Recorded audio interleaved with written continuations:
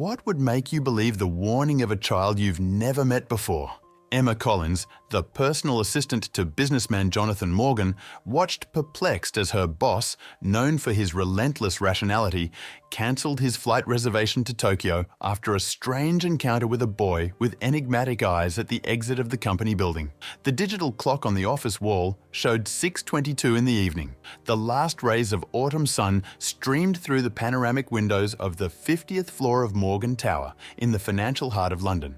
Emma adjusted her thin-framed glasses and continued staring at her boss with a mixture of confusion and concern. Jonathan Morgan wasn't the type of man who changed his mind easily. At 43, the CEO of Morgan Investments had built an empire valued at more than £3 billion by always following the same philosophy: decisions based on data, never on emotions. He was known in the market as the Calculator, a nickname he wore with pride. Jonathan, you have the most important meeting of the year in less than 48 hours in Tokyo.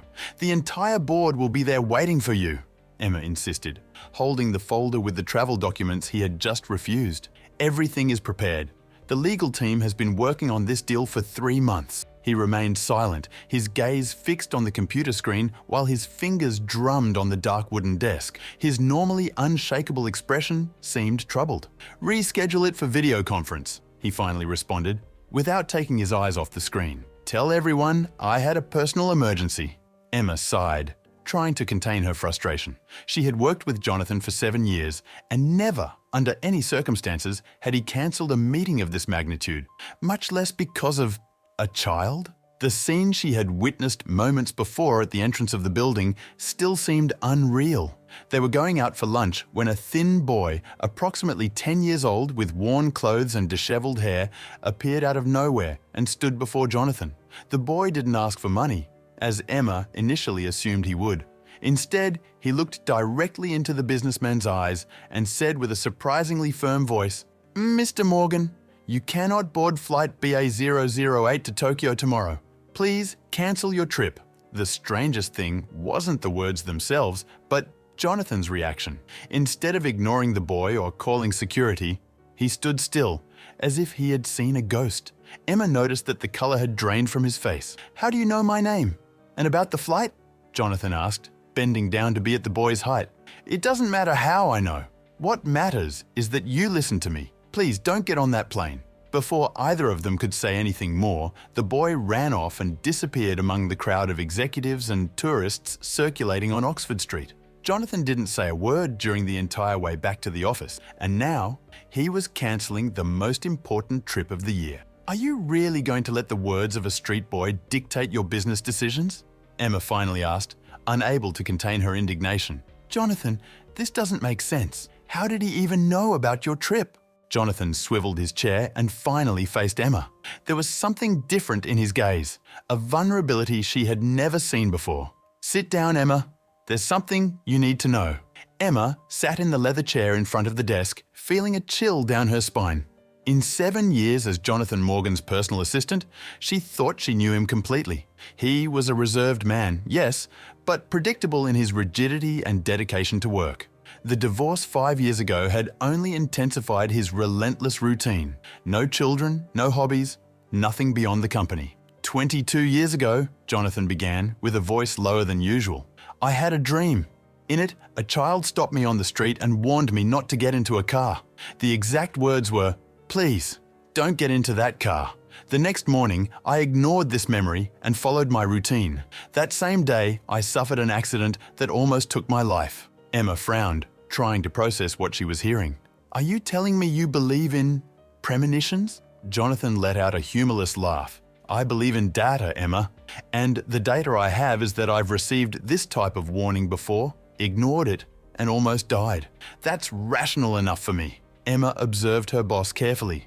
Jonathan Morgan, the man who made decisions based exclusively on spreadsheets and projections, was now postponing a multi-million-dollar deal because of a mysterious warning from a child. The world seemed to be upside down.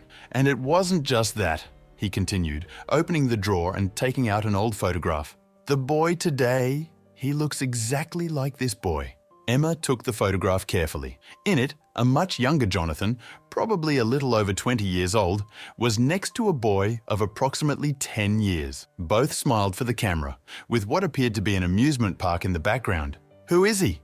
"Charlie, my younger brother. He died 22 years ago, a week after we took this photo."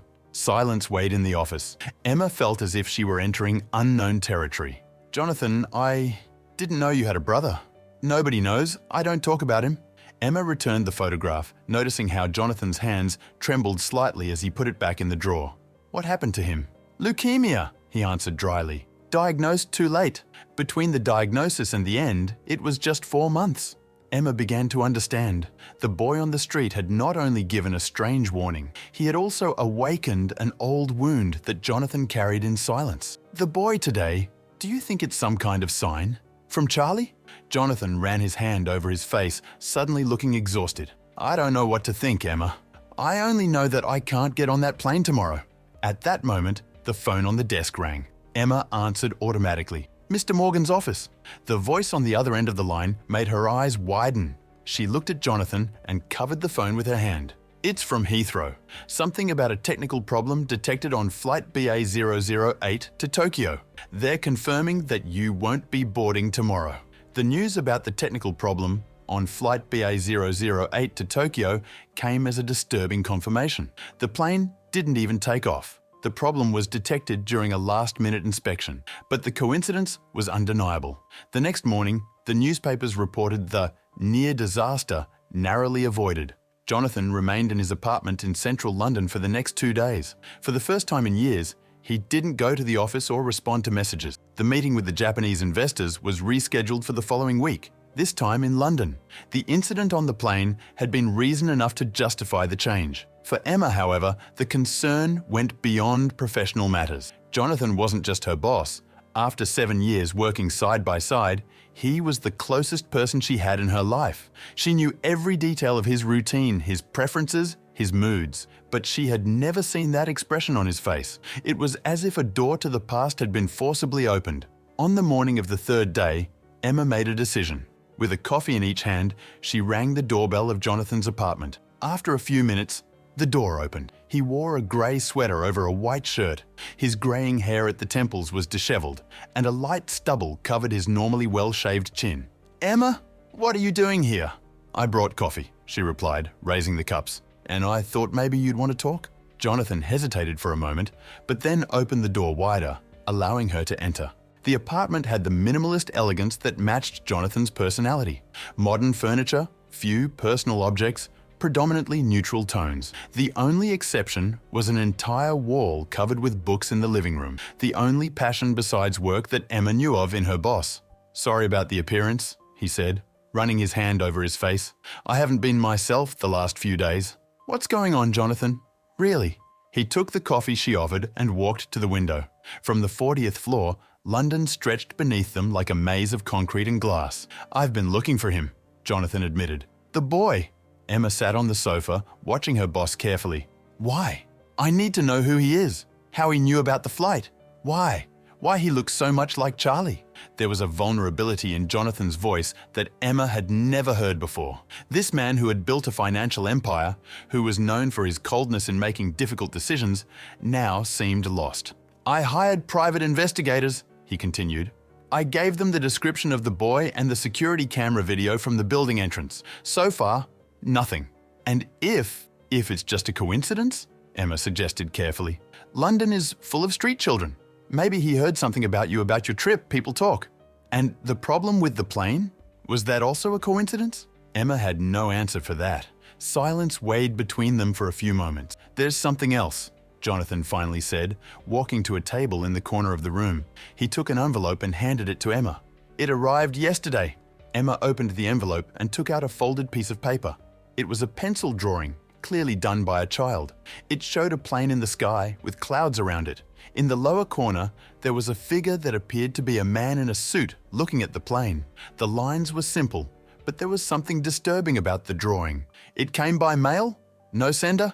Jonathan nodded. "The postmark is from East End, that's all we know." Emma turned the drawing over and noticed something written on the back. In a childish and shaky handwriting, the words, "You believed. Thank you." A strange sensation ran down Emma's spine. The mystery was getting deeper and deeper. "Do you think the boy is real?" she asked softly. "I mean, you mentioned your brother." Jonathan returned to the window, turning his back to Emma. His silhouette stood out against London's cloudy sky. "Charlie always said he would come back to protect me," he spoke, so low that Emma had to strain to hear. "In the last days before he died, when the pain was almost unbearable, he made me promise that I would continue living for both of us, and he swore he would find a way to warn me if I were in danger." Emma felt a lump in her throat. She never imagined that her boss, always so rational and restrained, kept such a painful story. "I was 21 when he passed away," Jonathan continued. "It was just the two of us. Our parents had died in a car accident years before. I postponed college to take care of him. I worked during the day and stayed by his bedside at night.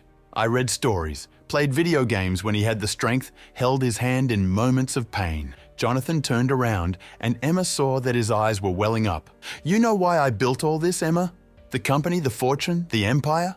Because I promised Charlie that I would do something significant with the life he didn't have a chance to live. Every achievement, every pound earned, every deal closed, it was all for him." Emma placed the drawing on the table and approached Jonathan. In an instinctive gesture, she touched his arm. "I think we need to find this boy," she said. "If he saved your life, he deserves at least a thank you." A slight smile appeared on Jonathan's tired face. "Thank you, Emma, for not thinking I'm crazy." "Well, I didn't say that," she replied with a smile.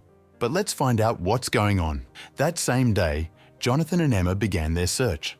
The private investigators continued their work, but the CEO of Morgan Investments decided that he needed to get personally involved. If there was a connection between the mysterious boy and his deceased brother, he needed to discover it. The first step was to visit the place where they had met the boy.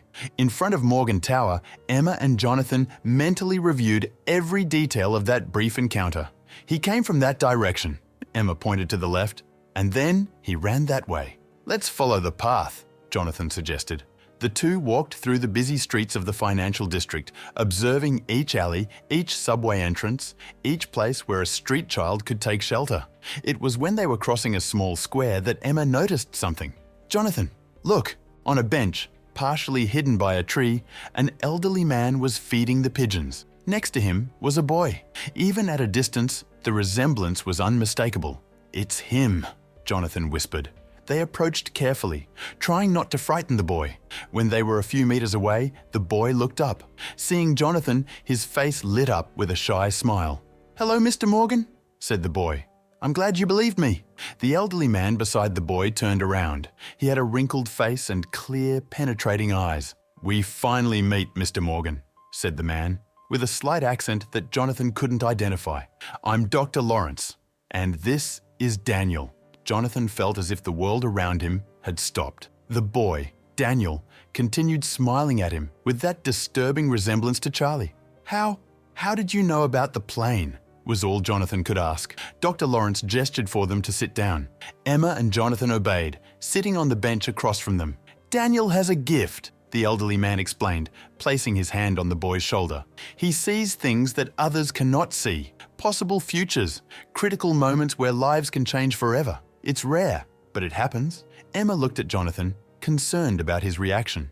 To her surprise, he didn't seem skeptical, just deeply touched. "And why did you choose me to save?" Jonathan asked directly to the boy. Daniel looked at Dr. Lawrence as if asking permission to speak. The elderly man nodded. "I didn't choose you," Daniel replied with a soft voice. "It was your brother who asked me." The silence that followed was so dense it seemed possible to touch it. Emma observed Jonathan turn pale. "Charlie, you know Charlie?" Daniel shook his head. "Not personally. He appears in my dreams. He says he's taking care of you, but sometimes he needs help." Jonathan covered his face with his hands. His usual composure had completely disappeared. Emma had never seen him so vulnerable. "Mr. Morgan," Dr. Lawrence intervened, "I know this must seem like madness to a man like you, but Daniel has had this gift since he was little. He was abandoned as a baby and I took him in at the orphanage I run in East End. Over the years, I've witnessed extraordinary things." "How did you know I would be on that flight?" Jonathan asked, now trying to find a rational explanation. Daniel drew you, the plane, and wrote your full name and the flight number 3 days before. He had never spoken of you before that. Emma remembered the drawing they had received in the mail.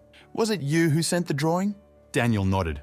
I wanted Mr. Morgan to know that everything was okay, that he made the right choice. Jonathan looked deeply into the boy's eyes. You look so much like him, like Charlie. A sad smile appeared on Daniel's face. He said you would say that. Dr. Lawrence stood up, adjusting his worn coat. Mr. Morgan, we didn't come to ask anything of you. Daniel insisted that we needed to meet one last time so that you would understand that you are not alone, that your brother still looks after you in his own way. Wait, Jonathan stood up quickly. You can't just appear, turn my life upside down, and then disappear.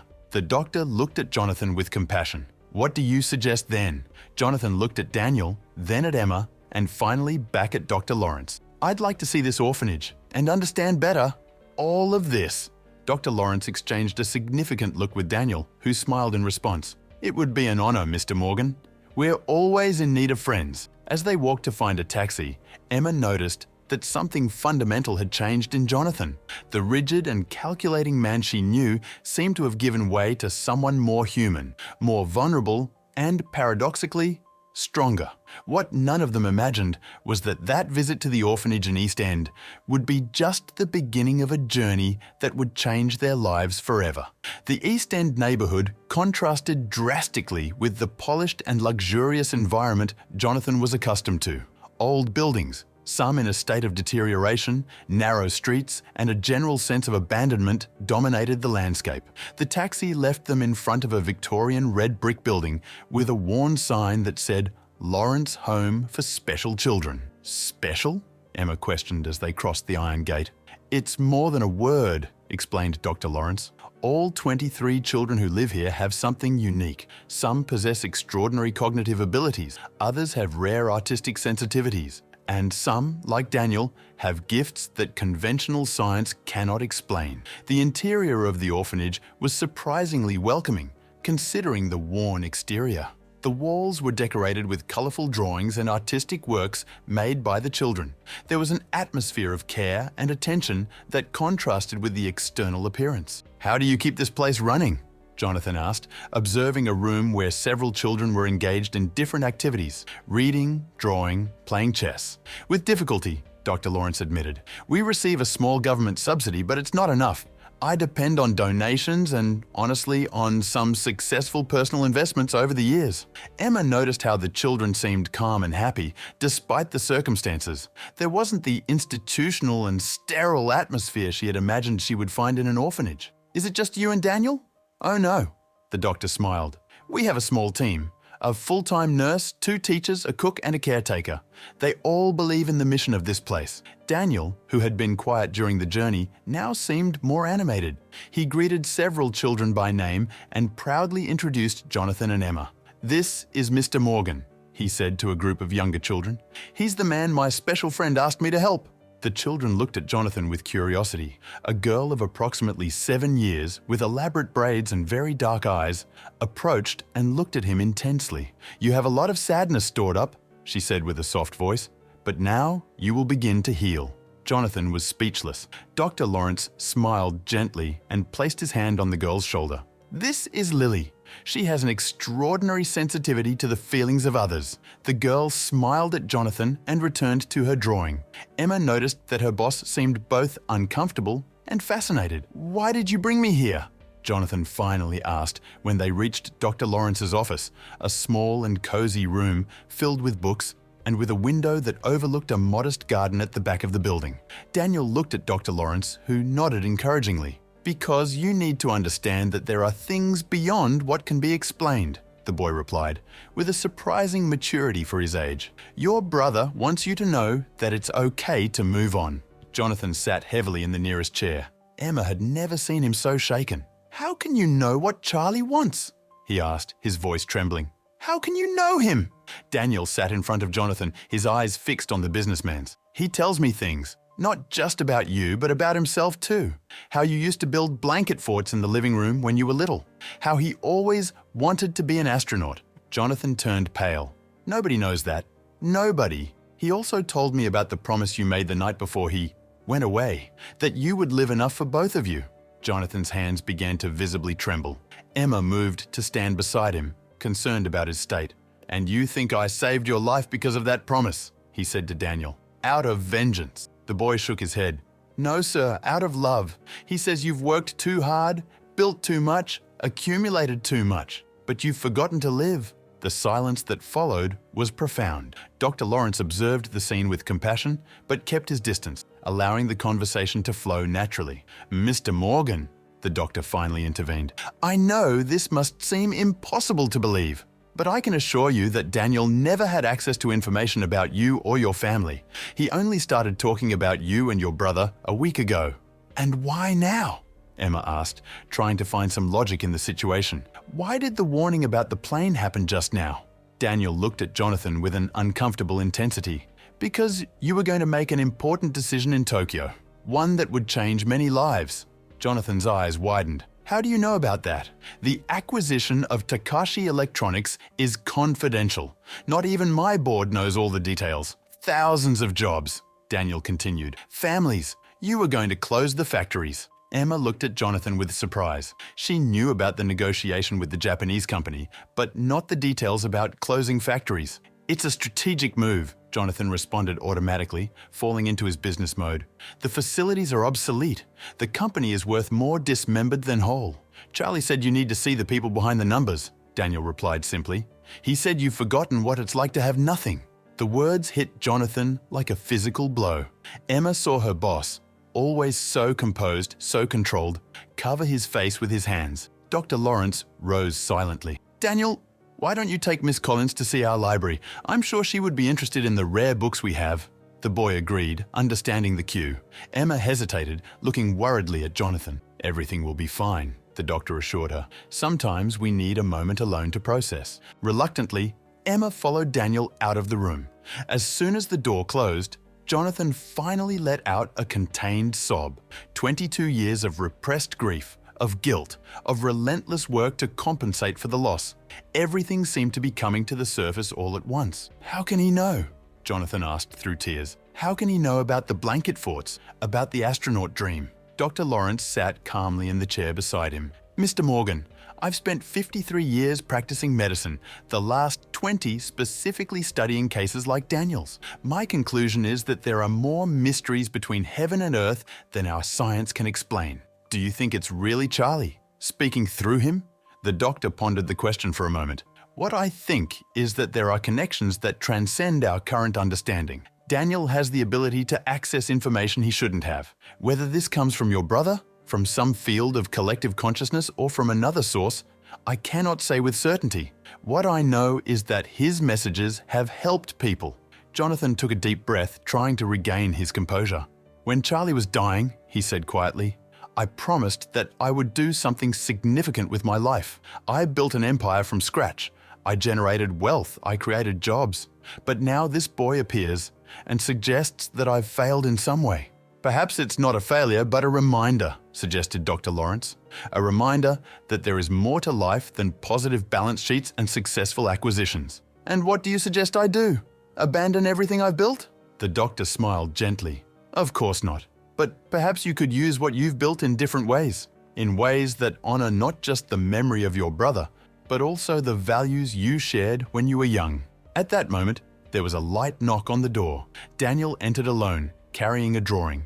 "Miss Collins is talking with Lily in the library," he explained. "I made this for you." Jonathan took the drawing with still trembling hands. It was a portrait of him and Charlie, not as an adult and child, but as two boys, holding hands, smiling. Underneath, in a childish handwriting, was written, "He is always with you." Something broke inside Jonathan at that moment. Years of emotional containment, of self-imposed isolation, of relentless rationality. Everything collapsed like a house of cards. "I miss him so much," Jonathan admitted, the words coming out like a painful confession. Daniel approached and, in a surprising gesture, hugged the businessman. "He knows that, and he's proud of the man you've become. He just wants you to remember to be happy too." Dr. Lawrence observed the scene with tears in his eyes. In his years running the orphanage, he had witnessed many moments of emotional healing, but few as profound as this. Emma returned to the room and found Jonathan still embraced with Daniel. Her boss, always so controlled, so distant, was crying openly. Instead of embarrassment, she felt a wave of relief. Perhaps it was exactly what he needed. What none of them could predict was how that encounter would change the course of the next few weeks. When they left the orphanage that afternoon, Jonathan was different. A subtle change, almost imperceptible to someone who didn't know him well. But Emma noticed immediately. There was a weight that seemed to have been removed from his shoulders, and at the same time, a new resolution in his eyes. In the taxi back to the city centre, he remained silent for several minutes, looking out the window as the streets of East End gave way to the more imposing buildings of London. "Do you believe him?" Emma finally asked. "Daniel," Jonathan continued, looking out the window, but a slight smile appeared on his face. "You know what's strangest, Emma? It doesn't matter if I believe or not. What matters is how I felt in there, as if, for the first time in more than 2 decades, I was really talking to Charlie again." "And how was it?" Jonathan turned to her, his eyes still red from the tears shed, but now with a clarity that Emma rarely saw. "Liberating," he replied simply, "like finally being able to breathe after being submerged for a long time." The next day, to everyone's surprise at Morgan Investments, Jonathan not only came to the office but called an emergency meeting with the entire board. Emma, who would normally know in advance the reason for such a call, was as lost as everyone else. The meeting room on the top floor was full when Jonathan entered, 15 minutes after the scheduled time. Another unusual behavior for someone known for his obsessive punctuality. "Ladies and gentlemen," he began, without sitting at the head of the table as usual, preferring to stand. "Thank you for your presence with such short notice. I have 2 important announcements." The silence in the room was palpable. The 12 board members, executives who had accompanied the meteoric rise of the company over the past 15 years, looked with a mixture of curiosity and apprehension. "First, I'm cancelling the acquisition of Takashi Electronics." An immediate murmur ran through the table. Richard Blackwood, the financial director, was the first to speak up. "Jonathan, we've been working on this deal for almost a year. Everything is ready for signing. The profit potential is—" "I know exactly what the profit potential is," Jonathan interrupted, his voice firm but not aggressive. "I also know what the human cost would be. 3,400 employees would lose their jobs when we close the factories. It's the price of efficiency," argued Victoria Lane, Director of Operations. "Their technology is valuable, but the production is obsolete. It was always part of the plan." Jonathan walked slowly around the table, observing each of those present. "And when did we start seeing this price as acceptable? When did we decide that spreadsheets and profit projections are worth more than human lives?" The discomfort in the room was visible. No one expected this kind of speech from the man known as the calculator, famous for his cold and purely rational approach to business. "Instead," Jonathan continued, "I am proposing a strategic partnership. We will keep the factories operating but invest in progressive modernization. It will take 3 years instead of 3 months, but the end result will be a stronger company and thousands of families preserved." There was a moment of silence as the board absorbed the proposal. Finally, Arthur Thompson, the oldest member, spoke. "This will cost much more, Jonathan. The shareholders won't be happy." "Which brings me to my second announcement," Jonathan replied, a slight smile appearing on his face. "I am creating the Charlie Morgan Foundation. 30% of my personal shares in the company will be transferred to this foundation, which will focus on supporting children in vulnerable situations, especially those with special needs." The room went into absolute shock. 30% of Jonathan's personal shares represented an estimated fortune of more than £900 million. "Jonathan," Arthur stammered, "you can't be serious." It's exactly what I intend to do," Jonathan concluded with surprising conviction. "The decision has been made. I'd like all of you to support these changes, but I'll understand if some prefer to go other ways." With that, he left the room, leaving the board in a complete state of confusion. Emma, who had observed everything from a corner, quickly followed her boss to his private office. "That was unexpected," she commented as she closed the door behind her. Jonathan was standing by the window, looking at the city stretching below. "It was the right thing to do," he replied simply. "The foundation will bear his name." "It's time to stop hiding the past," Jonathan said, turning to face her. "Charlie deserves to be remembered, and his legacy can do a lot of good." Emma observed the man before her, someone she had known for 7 years, but whom she seemed to be meeting again. "What happened yesterday at that orphanage?" she asked softly. "I found my brother again," Jonathan replied with disarming simplicity. "Or perhaps I found myself. I can't explain it, Emma, but for the first time in a long time, I feel like I'm on the right path." The following week, the financial newspapers talked of nothing else. "The Wolf of Wall Street finds his heart" was the headline in the Financial Times. Morgan cancels mega acquisition in the name of social responsibility, stamped Economics Today. Morgan Investments shares fluctuated initially, but stabilized when analysts began to see the strategic advantages of the new approach. For Jonathan, however, the real change was occurring at another level. 3 times a week, he visited Lawrence home, sometimes accompanied by Emma, sometimes alone. He sat with the children, listened to their stories, played chess with Daniel. The boy never directly mentioned Charlie again, as if that initial message had already fulfilled its purpose. Emma noticed how Jonathan seemed lighter, more present. The obsession with work began to give way to a more balanced approach. For the first time since she had known him, he began to respect normal working hours, to take breaks, to talk about subjects beyond business. A month after the meeting with Daniel, Jonathan invited Emma to dinner, not at one of the elegant restaurants they frequented for business meetings, but at a small Italian bistro near Hyde Park. "I'd like to thank you," he said, when they were seated with glasses of red wine between them, "for standing by my side during all of this." Emma smiled, noticing how the soft light of the restaurant softened the lines of worry that had for so long marked Jonathan's face. "It's my job," she replied. "Personal assistant, remember?" Jonathan shook his head slightly. "You are much more than that, Emma. You are the only person who really knows me, who saw me at my worst and still stayed." There was a vulnerability in that admission that took Emma by surprise. For 7 years, she had maintained a strictly professional relationship with Jonathan, although she had always admired his intelligence, his dedication, his integrity. Seeing him now, opening up emotionally, was something completely new. "What Daniel did," Jonathan continued, twirling the wine glass between his fingers, "was remind me of something I lost along the way. Not just Charlie, but the person I was when I was with him. Someone capable of feeling, of caring, of seeing beyond numbers and strategies." "I'm glad you found that again," Emma replied sincerely. Jonathan raised his eyes to meet hers. "I want to ask you something, Emma, and I'd like a completely honest answer." She nodded, feeling an inexplicable nervousness. "During all these years working together, have you ever been happy?" The question caught her completely off guard. Emma pondered for a few moments before answering. "There were moments, yes. Achievements, victories, but constant happiness?" She shook her head. "I think I lived a bit through your success, Jonathan. I put my own life on hold to help build yours." The honesty of the response seemed to touch Jonathan deeply. "That's what I did too," he admitted.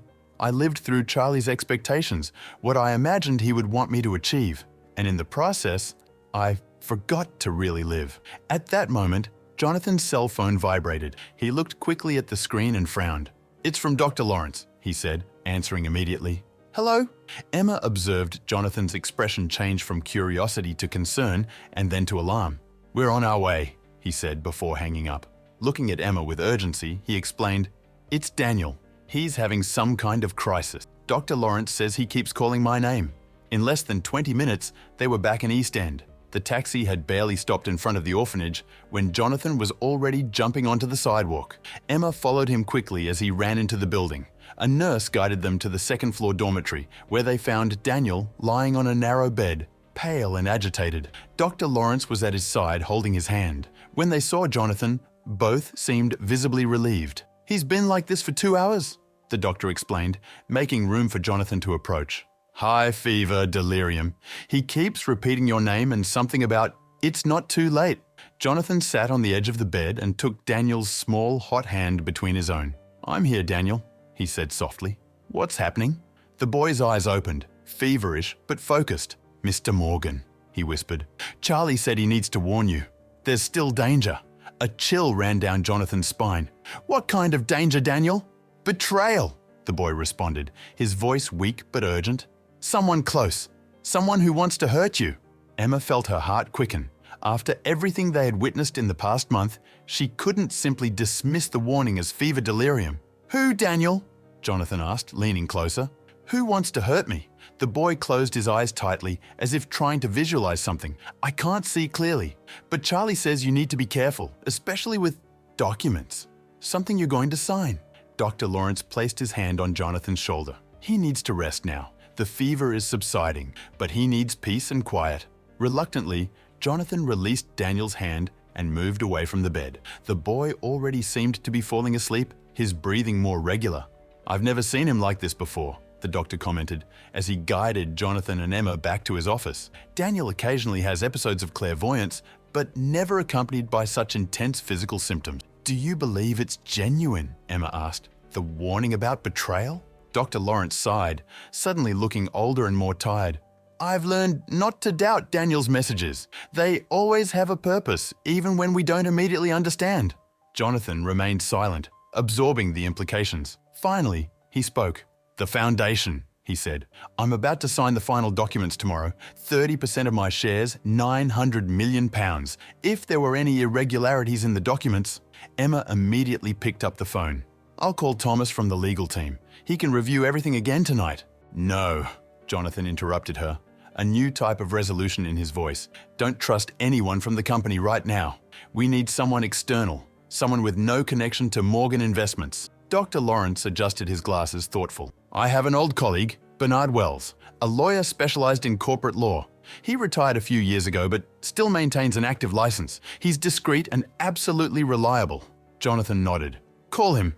Offer any necessary amount. I need these documents reviewed by tomorrow morning. While Dr. Lawrence made the call, Emma observed Jonathan with admiration and concern.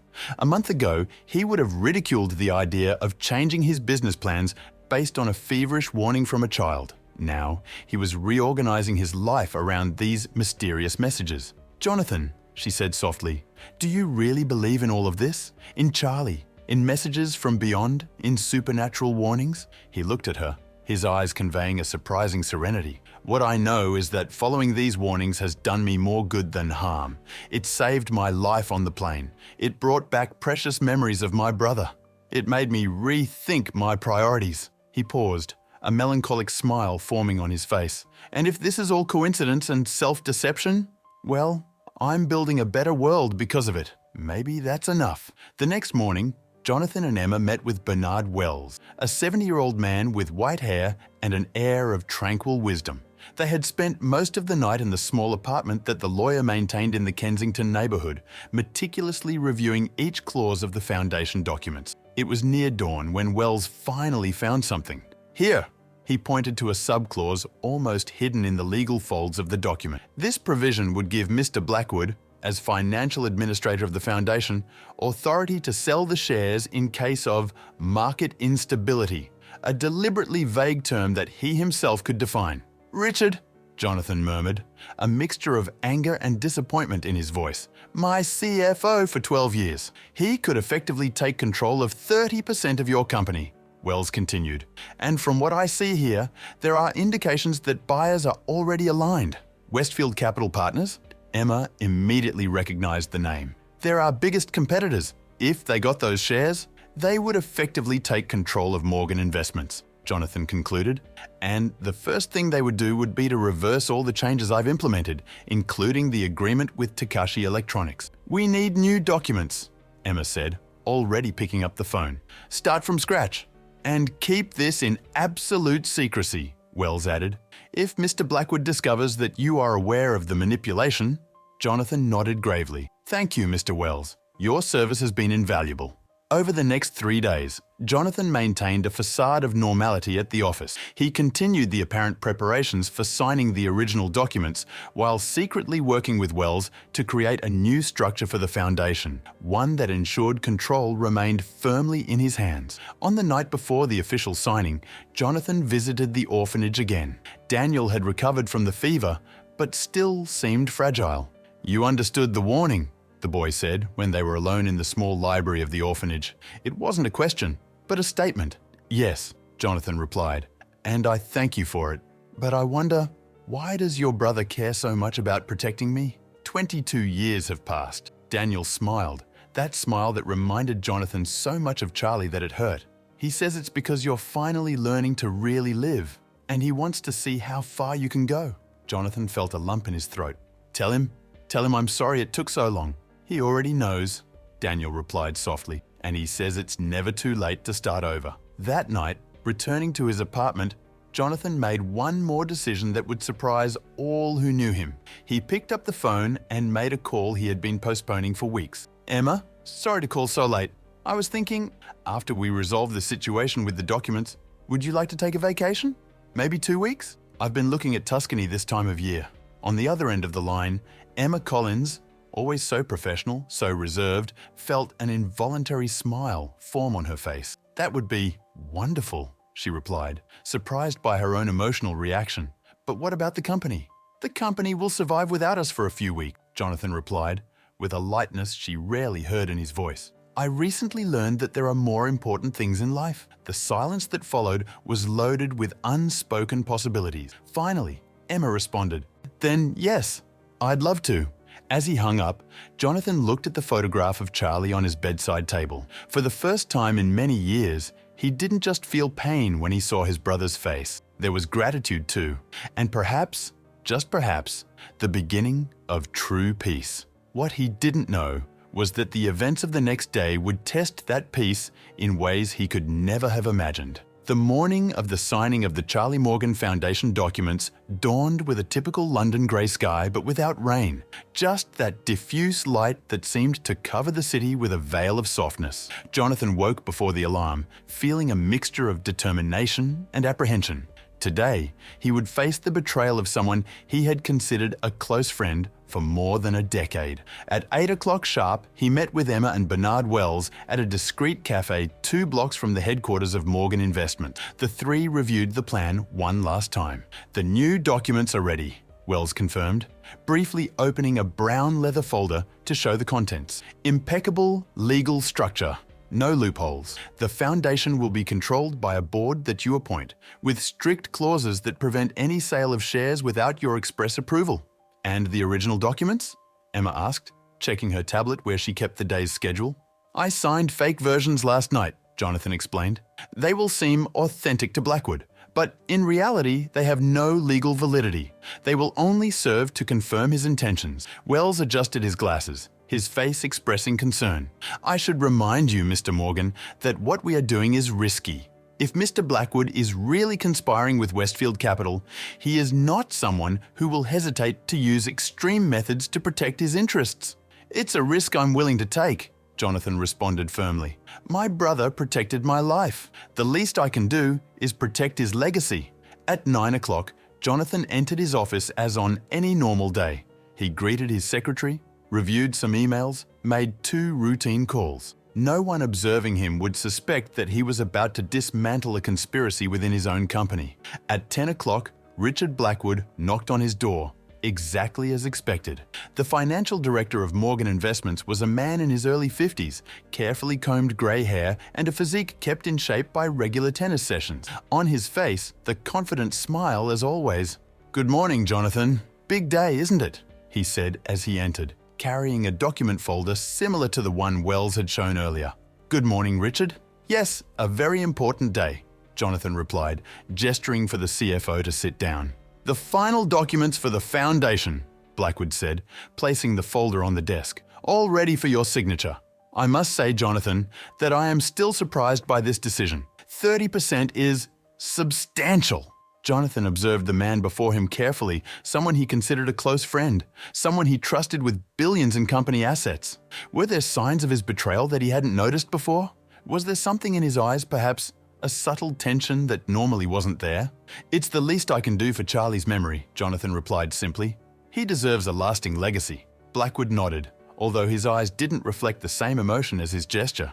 Certainly, and the foundation will do tremendous good, I'm sure. With proper administration, of course. That's why you'll be the financial administrator, Jonathan added, carefully observing the reaction. There's no one I trust more to ensure these resources are well managed. Something flashed in Blackwood's eyes. Satisfaction? Contained triumph? Before his face returned to its usual professional expression. I'll do my best as always, he replied modestly. Now, if we could proceed with the signing? The notary is expecting us at 11. Certainly, Jonathan agreed, opening the folder. But before, I have a question, Richard. Of course, anything.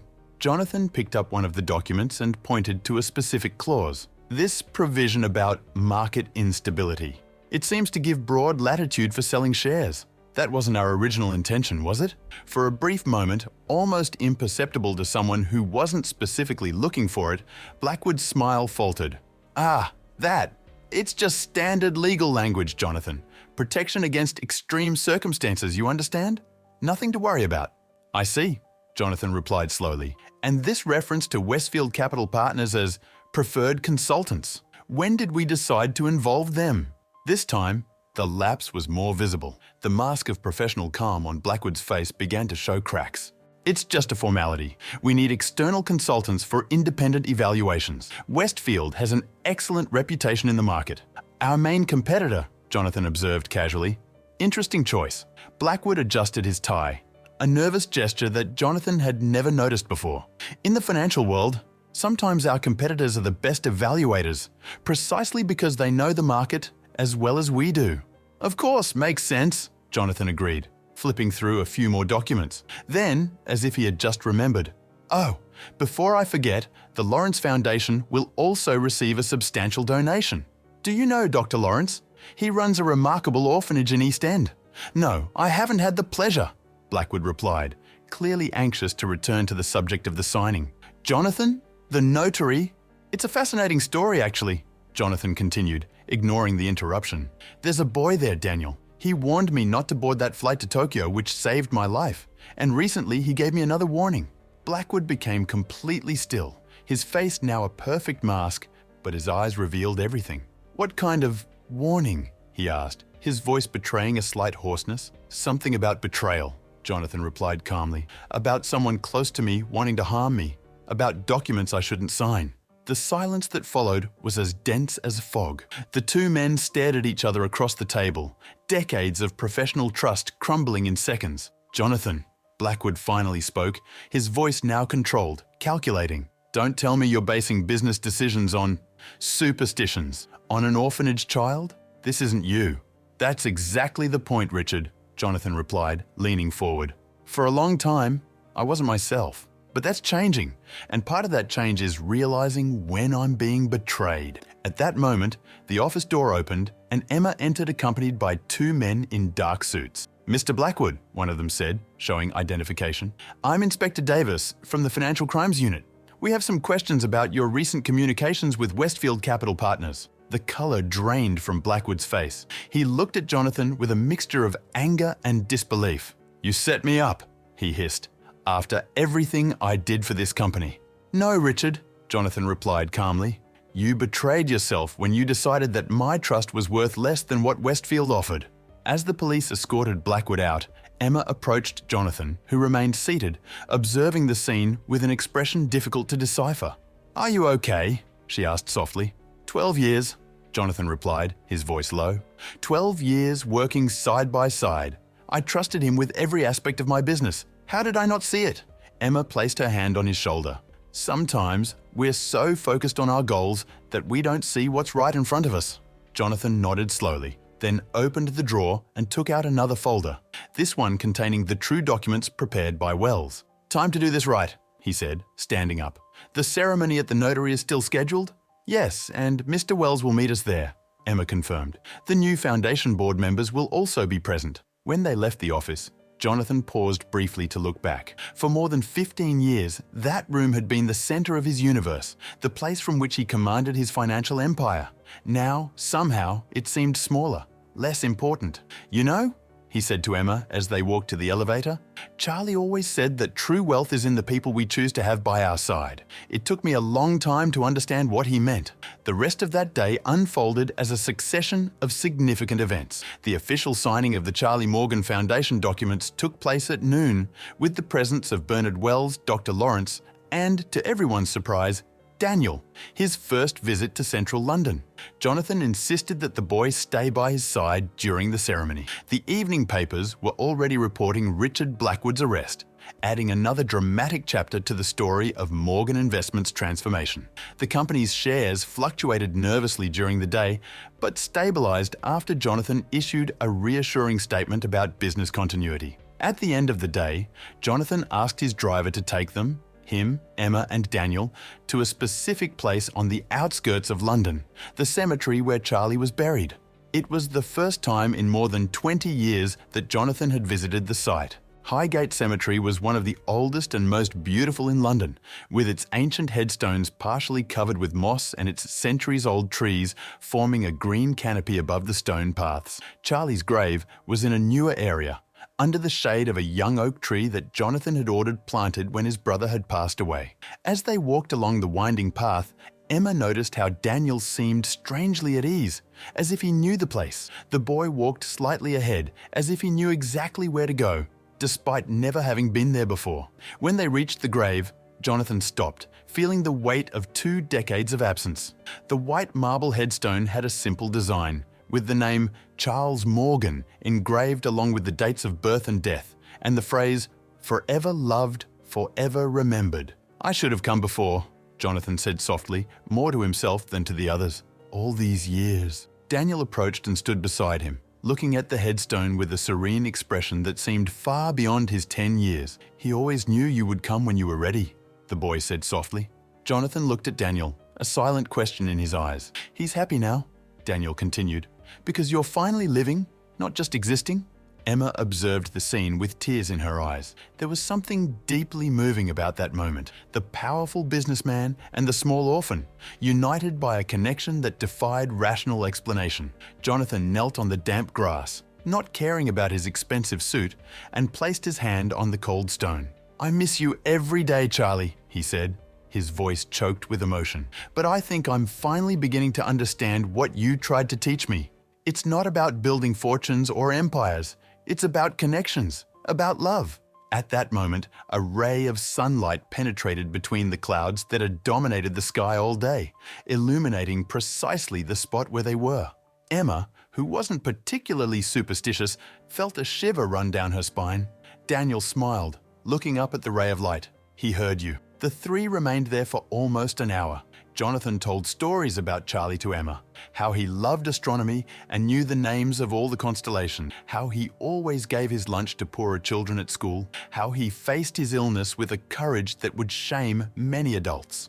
When they finally returned to the car, something had changed. A peace that wasn't there before, a sense of closure and, paradoxically, of new beginning. On the way back to London, Jonathan's cell phone rang. It was Inspector Davis from the Financial Crimes Unit. "Mr. Morgan, I'm sorry to bother you, but I thought you should know immediately. We found evidence on Mr. Blackwood's computer that suggests the conspiracy was broader than we suspected initially." Jonathan exchanged a worried look with Emma. "What do you mean?"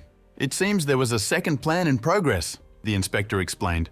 "Something related to compromising your personal health." A heavy silence took over the car.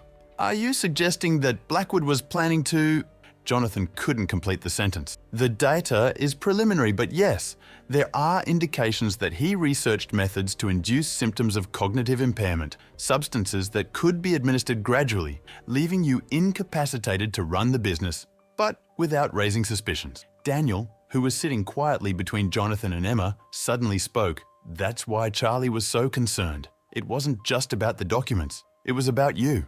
Jonathan hung up the phone after promising to fully cooperate with the investigation. His face was pale, but surprisingly calm. "He would have destroyed me slowly," he said, almost to himself. "Not just taken my company, but my mind." Emma took his hand, squeezing it hard. "But he didn't succeed. Thanks to Daniel. Thanks to Charlie." Jonathan looked at the boy sitting beside him. "How can I thank you enough?" Daniel smiled. That smile that continued to remind Jonathan so much of his brother that it was almost painful. "By living fully. It's all he ever wanted." When they arrived at the orphanage to drop off Daniel, Dr. Lawrence was waiting for them at the entrance. His normally calm face showed signs of concern. "Did something happen?" Jonathan asked as they got out of the car. "I received a phone call," the doctor explained, "from the Ministry of Social Services. Apparently there was an anonymous complaint about our practices here at the orphanage. They're sending inspectors tomorrow." "What kind of complaint?" Emma asked.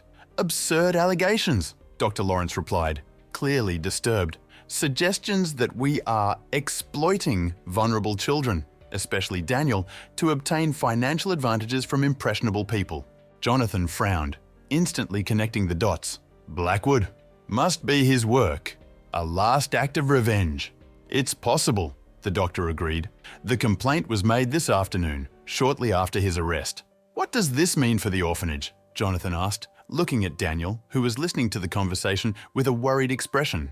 In the best-case scenario, a lot of bureaucracy and stress for the children during the investigation, Dr. Lawrence explained. In the worst, they could try to close the place, redistribute the children to state institutions. We can't allow that, Jonathan declared firmly. These children need stability, a home. Emma, always the pragmatic strategist, was already thinking of solutions. The Charlie Morgan Foundation now has institutional weight. We can officially intervene, offer guarantees, bring independent experts to attest to the quality of work here. Dr. Lawrence seemed hesitant. I appreciate the offer, but I don't want you to get involved in a scandal, Mr. Morgan. Your reputation... My reputation is built on numbers and acquisitions, Jonathan interrupted. Perhaps it's time to build it on something more meaningful. He turned to Daniel. We're going to fight for this place. Together. The boy nodded, a new determination in his eyes. Charlie says it's the right thing to do. The following days were of intense activity. The inspection from the Ministry of Social Services occurred as expected, but found the orphanage prepared. Jonathan had mobilized a team of lawyers, renowned social workers, and even an internationally reputed child psychologist to accompany the process. The presence of billionaire Jonathan Morgan personally defending a small orphanage in East End didn't go unnoticed by the press. Soon, what Blackwood had planned as an act of revenge became an opportunity for an even deeper transformation. Finance magnate defends vulnerable children, headlined The Guardian. From Wall Street to East End, Jonathan Morgan's journey of redemption, published the Daily Telegraph. The public narrative completely changed. At the height of the crisis, something happened that no one could have predicted. During a press conference at the gates of the orphanage, where Jonathan passionately defended Dr. Lawrence's work, Daniel had another of his episodes. In the middle of the crowd of reporters, the boy suddenly turned pale and staggered. "Daniel!" Jonathan interrupted his speech and ran towards the boy. The boy leaned on Jonathan, his small body trembling. His eyes were unfocused, as if he saw something beyond immediate reality. "He's here," Daniel whispered, just for Jonathan to hear. "Charlie, he says he's proud, that this is the purpose he always saw for you. Not just building fortunes, but transforming lives." The cameras captured the moment, the powerful CEO holding the small orphan in his arms, an expression of pure concern on his normally impassive face. The image would become iconic, symbolizing the transformation not just of a man, but of a vision of success. As the month came to an end, several important things happened almost simultaneously. The investigation against the orphanage was closed with a complimentary report that highlighted Dr. Lawrence's exceptional work. Richard Blackwood was formally charged not only with financial conspiracy, but also attempted poisoning. The evidence on his computer was irrefutable. And the Charlie Morgan Foundation announced its first major project, the complete renovation of Lawrence Home and its expansion to accommodate 50 more children with special needs, transforming it into a center of excellence for the development of extraordinary talents. On the penultimate day of that extraordinary month, Emma entered Jonathan's office carrying airline tickets. "All confirmed," she announced. 2 weeks in Tuscany, starting next Monday, private villa with views of vineyards, private chef included, and absolutely no connection to corporate email. Jonathan smiled. That smile that had become more frequent in recent weeks. "Sounds perfect. Are you sure we can be absent now? With everything that's happening?" Emma asked, a last hesitation in her voice. Jonathan stood up and walked to the window, observing the city below. "There will never be a perfect moment, Emma. There will always be one more meeting, one more contract, one more crisis to manage. I learned that the hard way." He turned to face her. "Life happens while we're busy making plans." Emma smiled, feeling that now familiar sensation of warmth when she looked at the man before her. No longer just her boss, but someone for whom her respect and admiration had evolved into something deeper. "There's one more thing," Jonathan added. "I invited Daniel and Dr. Lawrence to visit us in the second week. I thought we could show Florence to the boy. He's never left London." "That would be wonderful," Emma agreed sincerely. That night, before leaving the office, Jonathan opened the drawer of his desk and took out the old photograph of him with Charlie. Instead of putting it away again, he placed it in a frame and positioned it in a prominent place on his desk. "We're getting there, little brother. he said softly to the image. We're getting there. Act 4. Resolution Tuscany in mid-autumn was breathtakingly beautiful. The vineyards covering the rolling hills displayed shades of red, orange and gold, creating a natural tapestry that seemed to change with the daylight.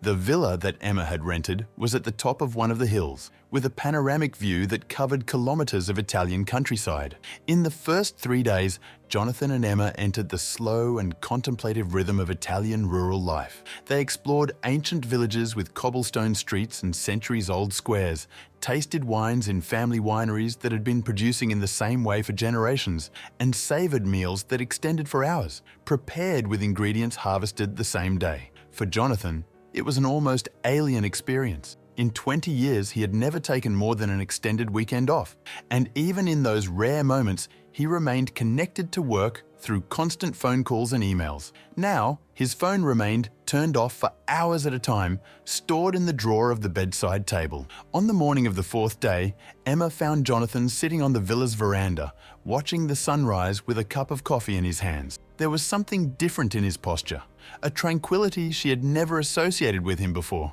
"Good morning," she said, joining him with her own cup.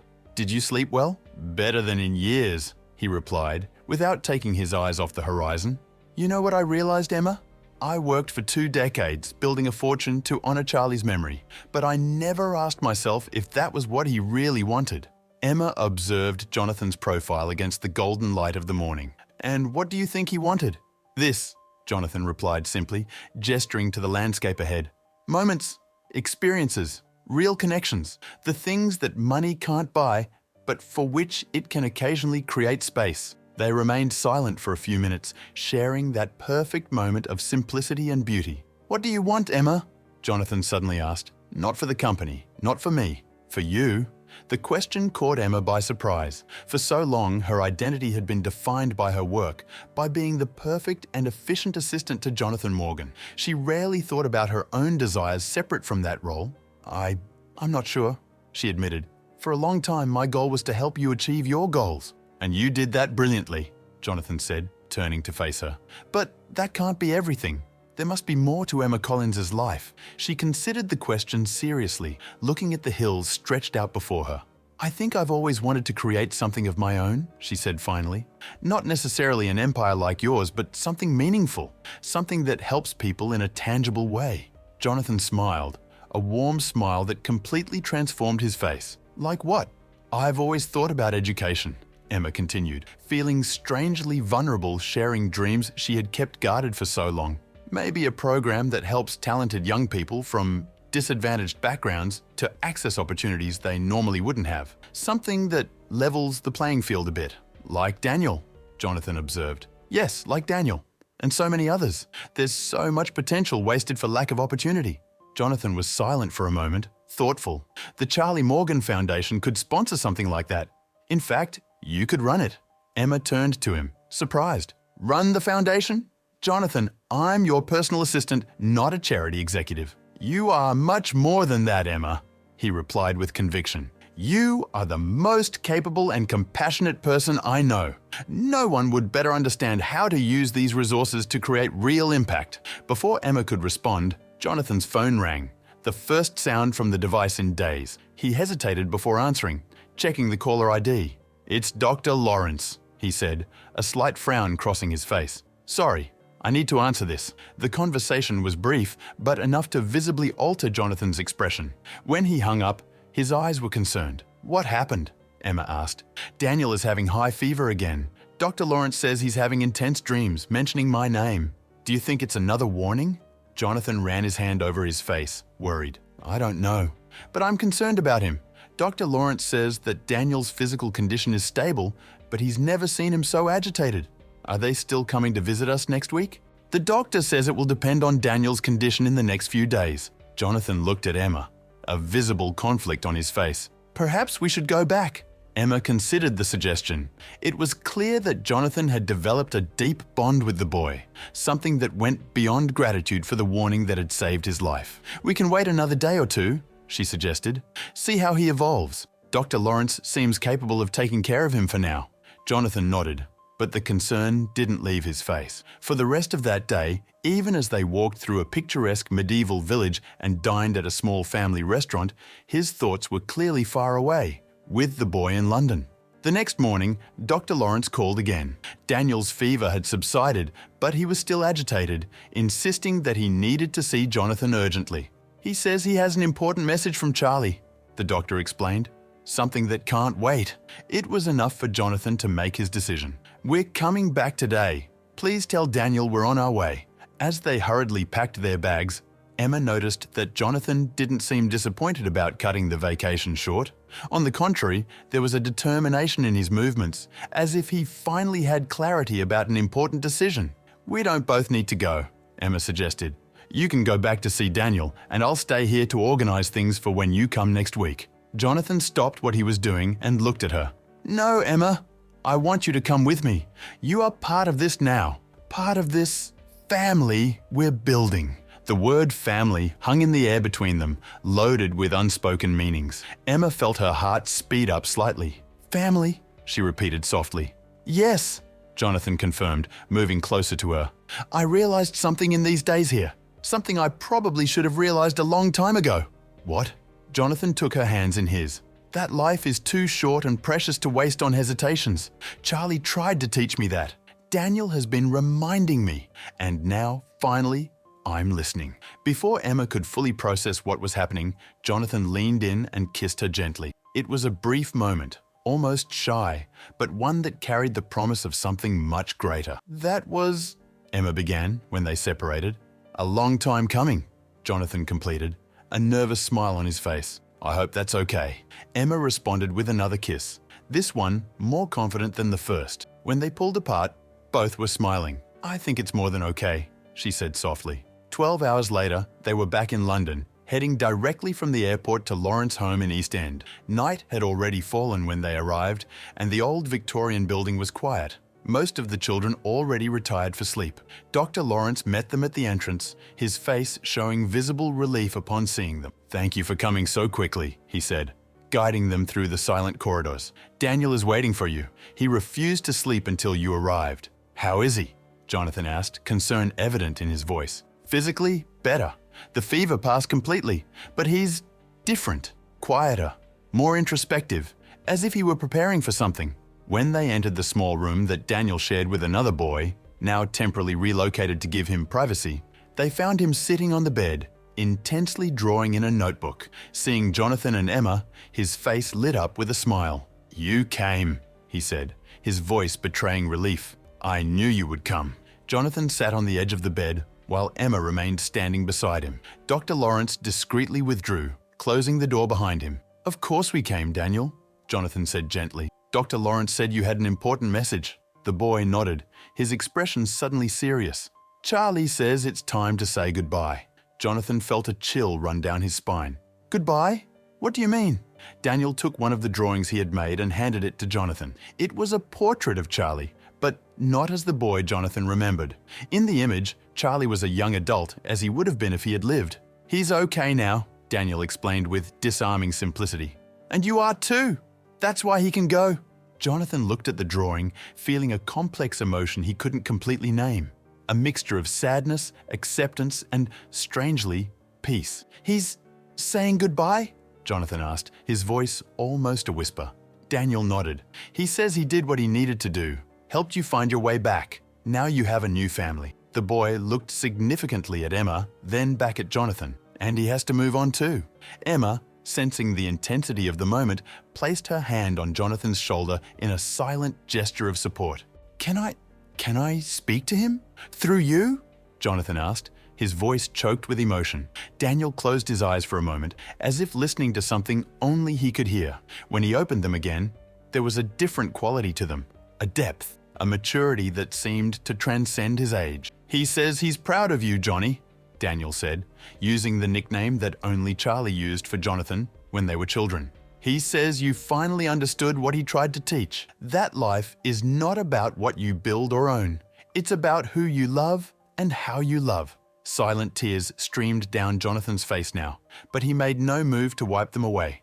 "Tell him I miss him every day," Jonathan replied, "that everything I built was to honor him. Daniel smiled gently. He already knows that, and he says that the greatest tribute you can offer is to live fully, love deeply, and use what you've built to make a difference in others' lives. There was a pause, as Daniel seemed to listen to something more. Then, with a voice that seemed strangely familiar to Jonathan, like a distant echo from childhood, the boy said, "Remember our promise that last night in the hospital? You promised to live for both of us. Now I release you from that promise, Johnny.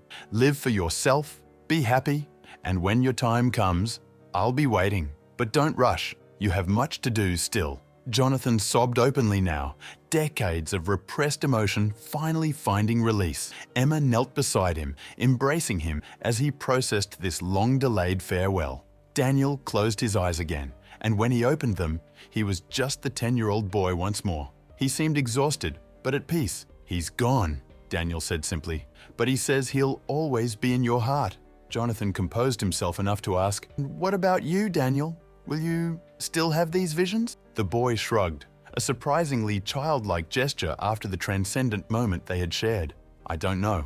Maybe. But I think the most important message has been delivered."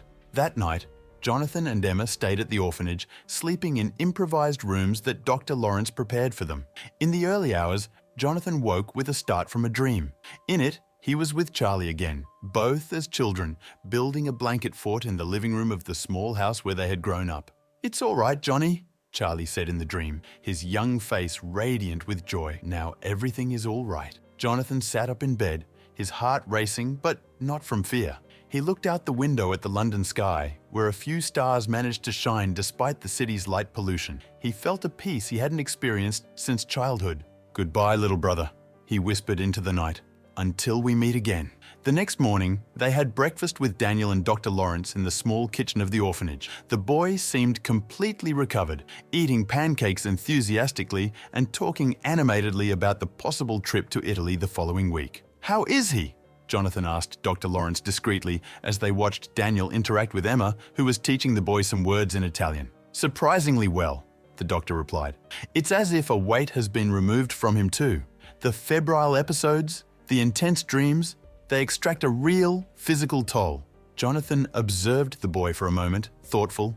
"Dr. Lawrence, I have a proposal to make." 3 weeks later, in the main office of Morgan Investments, Jonathan gathered his top executives, including the new CFO hired after Blackwood's arrest. By his side was Emma, no longer as his personal assistant, but in her new capacity as executive director of the Charlie Morgan Foundation. "Ladies and gentlemen," Jonathan began, "thank you for joining us today. As you know, the last few weeks have brought significant changes to our company and to me personally. Today, I would like to announce a few more important decisions." He paused, looking at each face around the table. "First, the Charlie Morgan Foundation is officially establishing a formal partnership with Lawrence Home for Special Children. We will not only be renovating the existing facilities, but expanding the model to 5 new locations throughout the United Kingdom over the next 3 years. There were approving murmurs around the table. The story of Jonathan and the orphan boy who had saved his life had captured the public imagination, transforming into a powerful narrative of redemption and purpose. "Second," Jonathan continued, "I am restructuring my role in the company. I will remain as chairman of the board, but I will be transferring daily operations to our new CEO, Victoria Lane." This revelation caused more surprise. Victoria, the current COO, seemed as shocked as the others. "Jonathan, she began. "You're the right person for the job, Victoria," Jonathan interrupted her with a smile. "You've always had the vision and the skills. Now you'll have the authority to implement them." "And what about you?" asked Arthur Thompson, the oldest member of the board. "What do you plan to do with your time?" Jonathan exchanged a look with Emma before answering. "I will dedicate more energy to the foundation. And also," he paused, a smile forming on his face, "Emma and I have a personal announcement to make." Emma smiled, a slight blush coloring her cheeks. "We're getting married," she announced, "in December." Congratulations exploded around the table. Genuine for the most part, although some of the older executives seemed to have difficulty processing all these changes in their formerly so predictable CEO. "There's one more thing," Jonathan added, when the room calmed down. "Emma and I are in the process of adopting a very special boy named Daniel.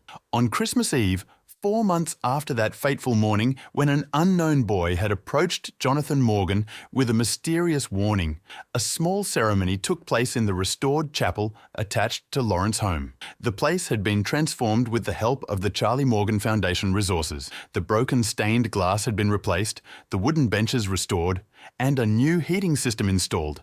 A much appreciated gift in the London winter. Garlands of holly and pine decorated the walls, and candles flickered softly in antique candlesticks. Jonathan waited at the altar, wearing an elegant but not ostentatious dark suit.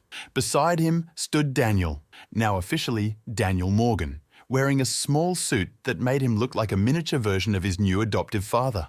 The boy smiled, his eyes shining with a happiness that previously seemed inaccessible for a child who had grown up without a family. When the music began, a soft melody played by a string quartet composed of young musicians from one of the Foundation's new programs, all those present turned to the chapel entrance. Emma appeared, radiant in a simple but elegant ivory-coloured dress, carrying a small bouquet of white lilies, Charlie's favourite flowers, a detail that Jonathan had shared with her. It wasn't a large or extravagant wedding, as might be expected from one of the richest men in Great Britain. The guests totalled only 40 people. The orphanage staff, some children who had become especially close to Daniel, selected executives from Morgan Investments, and a few close friends. Bernard Wells was present, as was Victoria Lane, the new CEO of the company. Dr. Lawrence conducted the ceremony. Another surprise for many, until Jonathan revealed that the doctor had been ordained in his youth before deciding to pursue a career in medicine. "We are gathered here," Dr. Lawrence began, "not only to celebrate the union of Jonathan and Emma, but to witness the birth of a new family. A family built not by blood, but by love, by conscious choice, and perhaps, for those who can see beyond the veil of common reality, by providential intervention." The simple but profound words touched all those present. Jonathan looked at Daniel, who smiled at him with that expression that sometimes seemed to contain centuries of wisdom. The boy winked, as if they shared a special secret. When the time came for the vows, Jonathan took Emma's hands in his, looking deeply into her eyes. "Emma," he began, his voice clear and firm, but carrying genuine emotion. "For 7 years you have been by my side as I built an empire without realizing that the true treasure was right in front of me. You saw me at my worst and somehow saw the best in me, even when I myself had forgotten it." He paused, taking a deep breath to control the emotion. "I promise to dedicate the rest of my life not to accumulating fortunes, but to building memories. With you, with Daniel, with our family that begins today. I promise to be present not just physically, but emotionally, with all my heart and soul. And I promise never to forget that true success is not measured by bank accounts, but by the happiness we bring to each other." Emma, normally so composed, had tears flowing freely down her face as she responded with her own vows. "Jonathan, when we met, I was just an ambitious assistant, and you were the calculator, the man who turned everything into numbers and strategies. How could I have imagined that one day we would be here?" She smiled through the tears. "Life has gifted us with a second chance to redefine what really matters.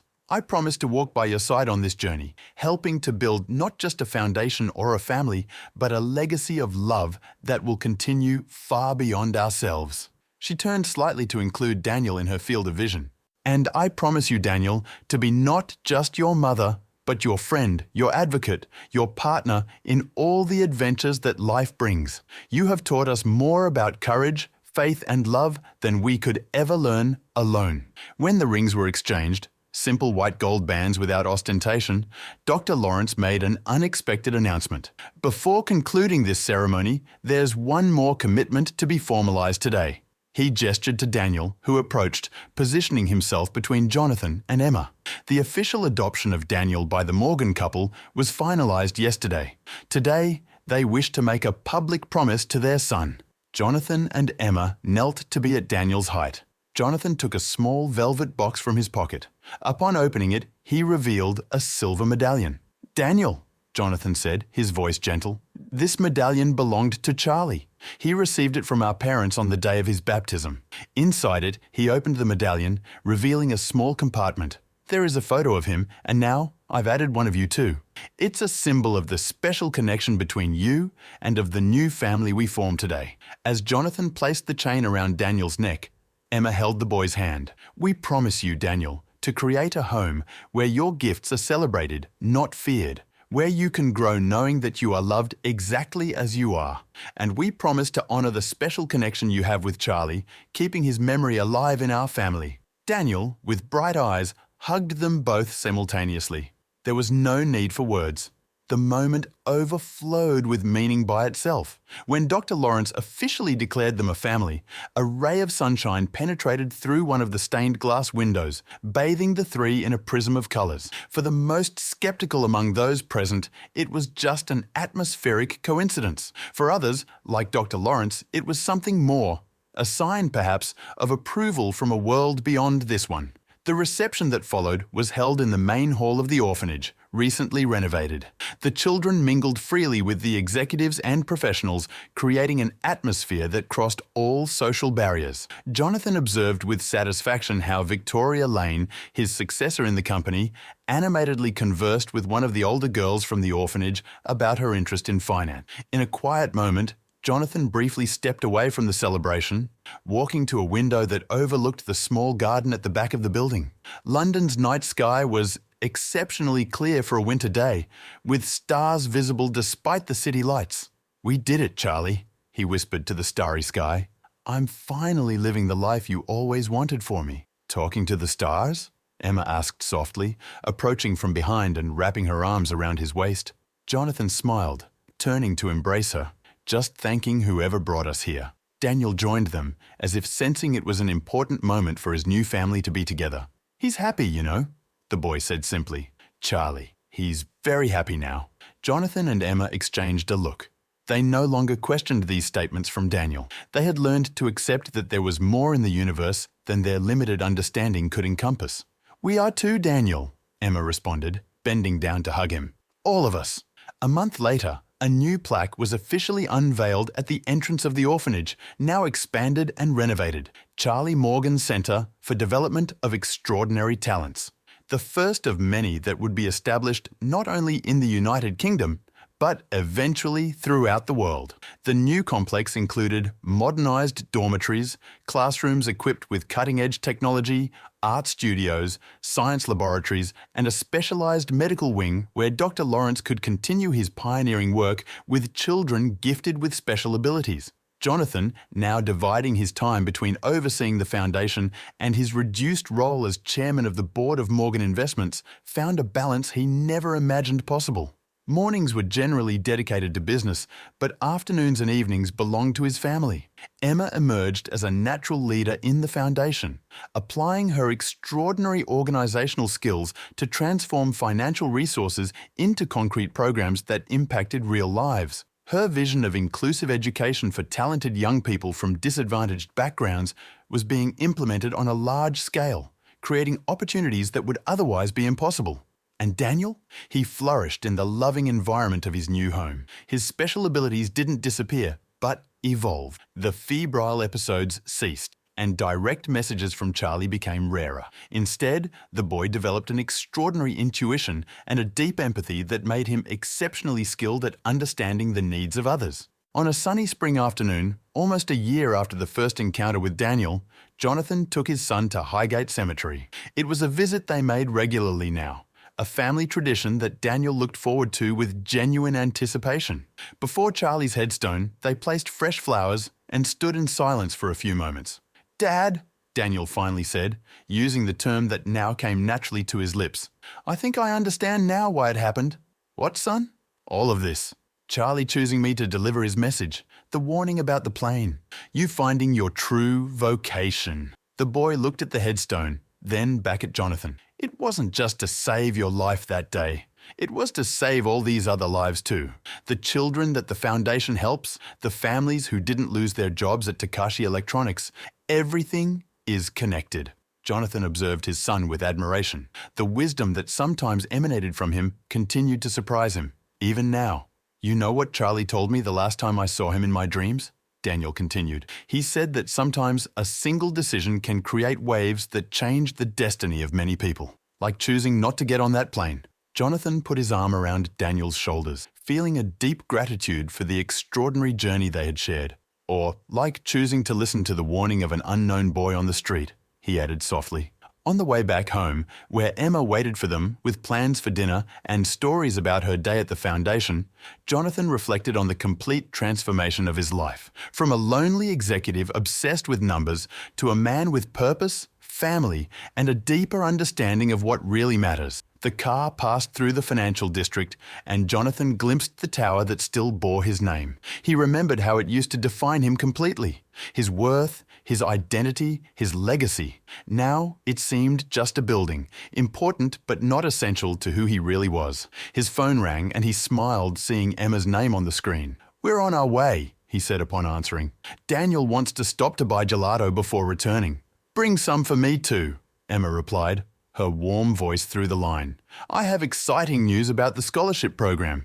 And Victoria called, "Morgan Investments closed that deal with Tesla that you suggested." "Sounds like we have a lot to celebrate then," Jonathan replied, looking at Daniel, who was watching the city pass by the window with that insatiable curiosity that was part of his nature. As he hung up, Jonathan felt a deep certainty that, no matter what the future held, they would face it together, as a family forged not by chance or blood, but by something more powerful: choice, love, and perhaps a touch of divine intervention. As the sun began to set over London, painting the sky with shades of pink and gold, Jonathan Morgan, businessman, philanthropist, husband and father, finally understood the true meaning of the promise he had made to his dying brother so many years ago. He was indeed living for two, not just surviving, not just accumulating wealth and power, but truly living with purpose, with passion, with love. And somewhere beyond human understanding, Charlie smiled.